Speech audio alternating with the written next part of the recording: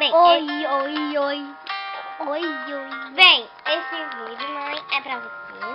A gente quer dizer que tá com muita saudade. Paulinha, tu começa primeiro. Tá.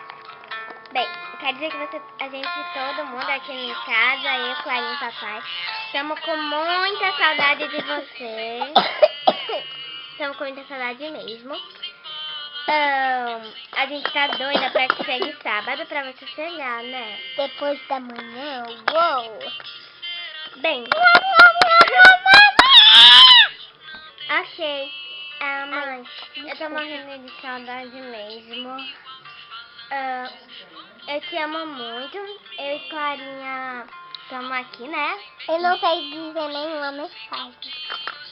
Me segurando, mas morrendo de saudade.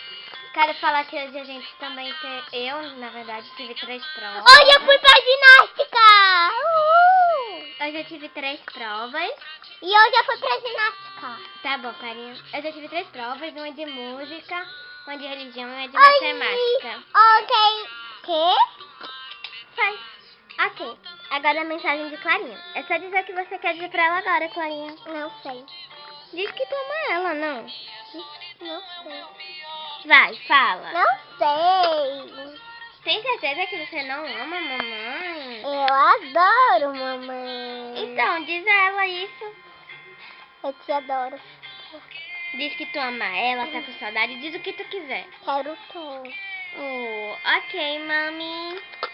Beijo, e a gente tá com muita saudade e estamos bem. Agora eu vou mostrar que a casa está inteira. Mãe, estamos com muita saudade. Beijo! Esse vídeo foi dedicado à nossa mamãe, com todo o nosso coração.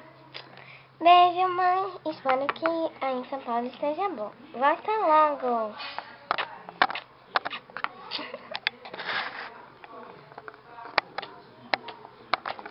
E um super, hiper, mega coração pra você.